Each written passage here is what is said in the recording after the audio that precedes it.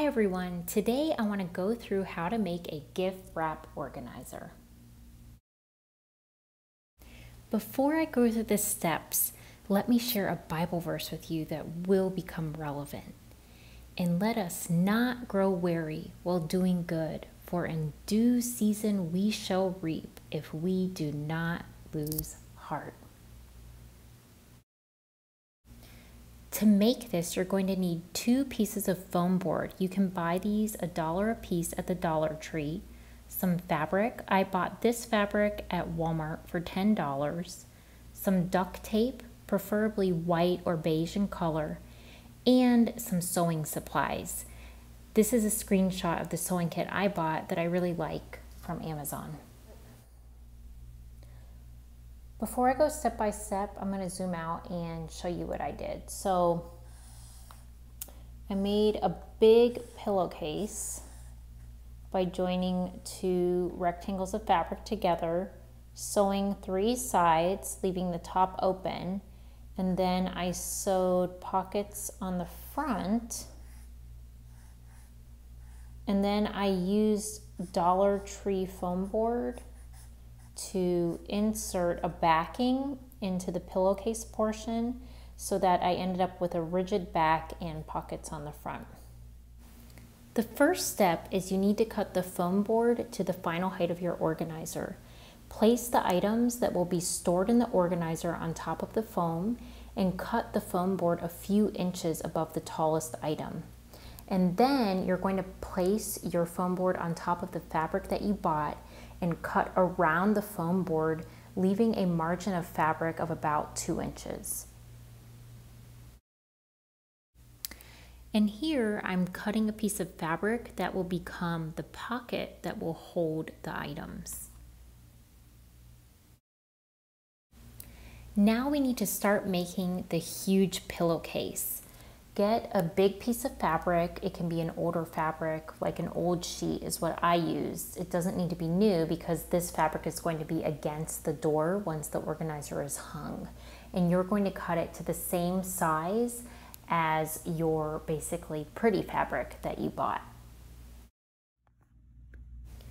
The finished side of your pretty fabric should be upside down against your scrap fabric before you sew the pillowcase.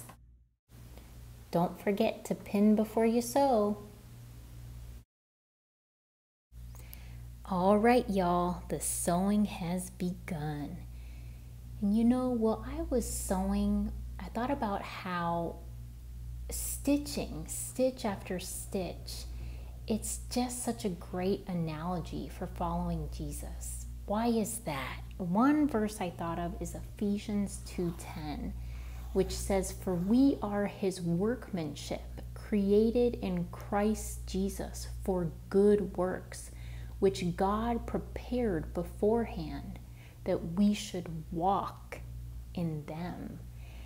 God has these amazing, big picture good works for us, but they do not often happen in a day. He doesn't download them from heaven onto us as a finished product. We are the ones that have to cooperate with him step after step after step, stitch after stitch after stitch.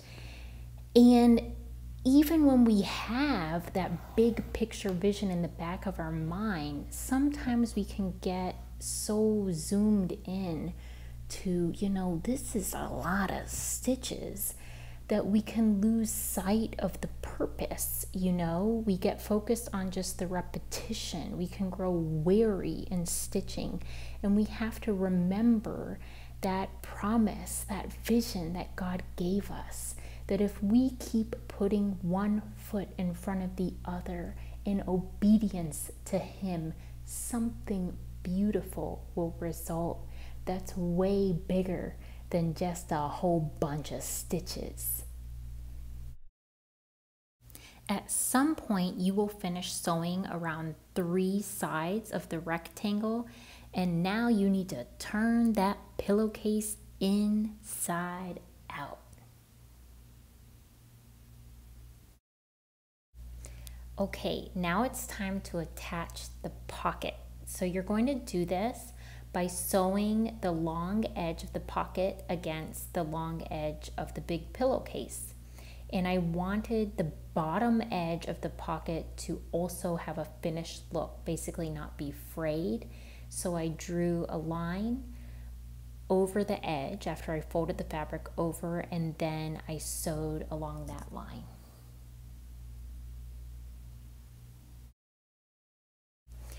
And for the top of the pocket, I gave it a finished edge by folding over the fabric, pinning it, and then sewing.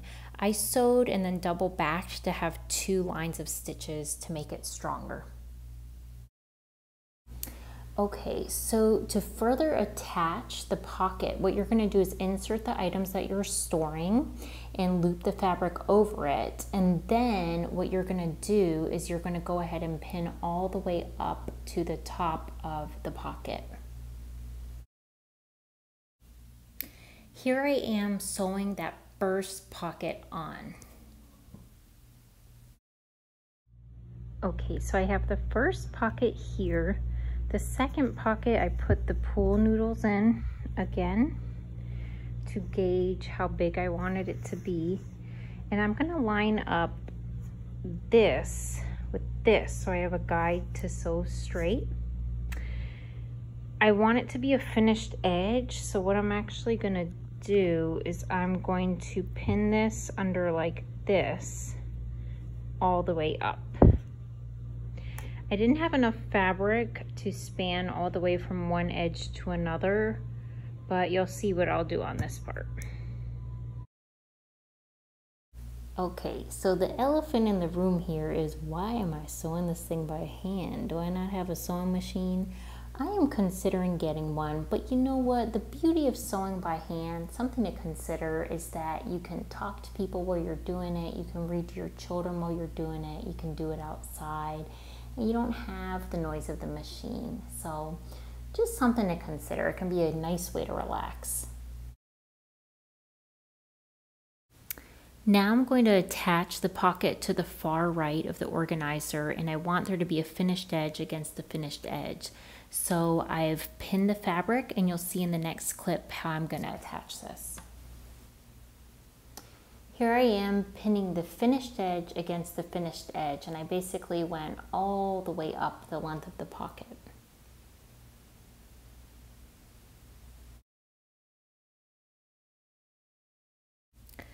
Okay, y'all, it's time to sew again.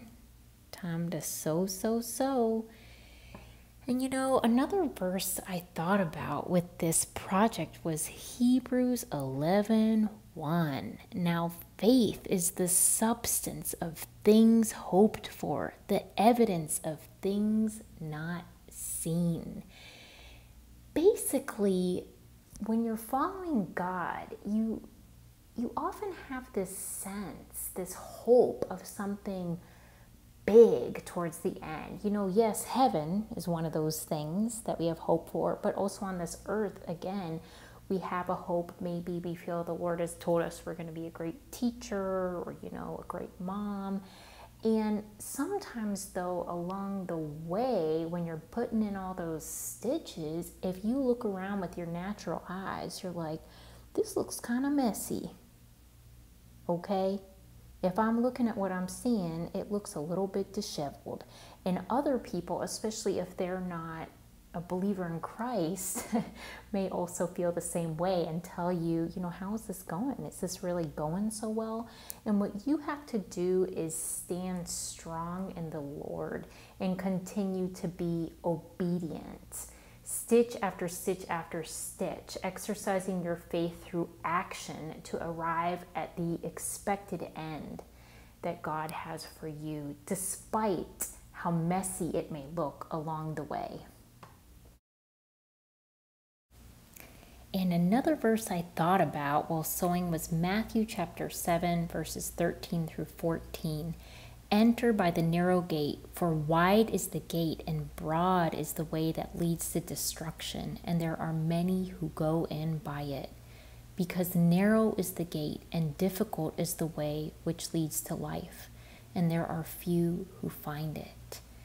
You know, it's interesting that when I was sewing, I often thought I was going straight, but if my mind got on something else, it was really apparent how easy it was to go a little bit to the left or a little bit to the right, you know, that keeping on a narrow, straight path really requires some kind of external guideline.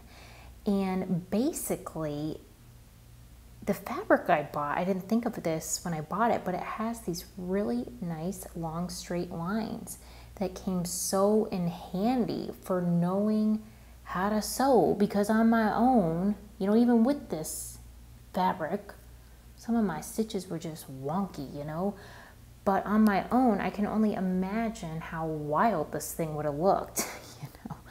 And basically, when we get off God's path, when we sin, when we disobey, when we do the wrong thing, the point is, as soon as you do it, right after that wonky stitch, that wrong stitch, that's when you just repent and you say, God, wow, I see that I've erred.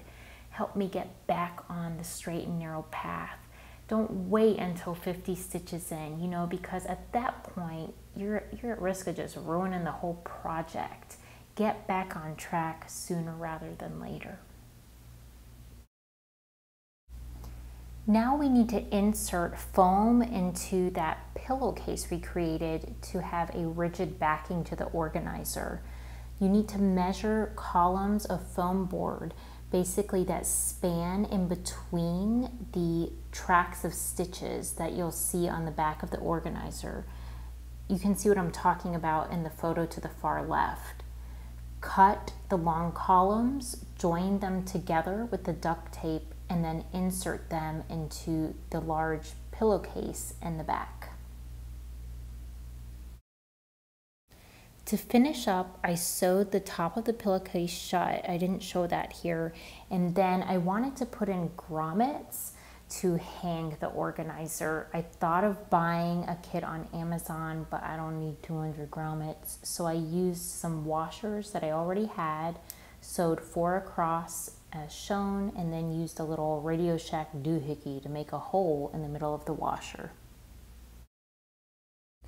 Okay, and then to create loops to hang it by, I went searching in this jewelry organizer full of thread I've saved over the past 35 years.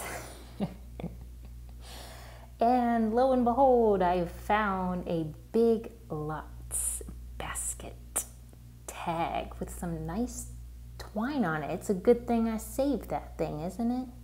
It's a good thing I saved that. Okay, y'all, I'm about to reveal the final product, but you know what? We did it, or I did it, and you can do it too, okay? All right, guys, here it is, hanging up, holding pool noodles, gift wrap, contact paper. Yay! You know, it's just a great feeling after all those stitches,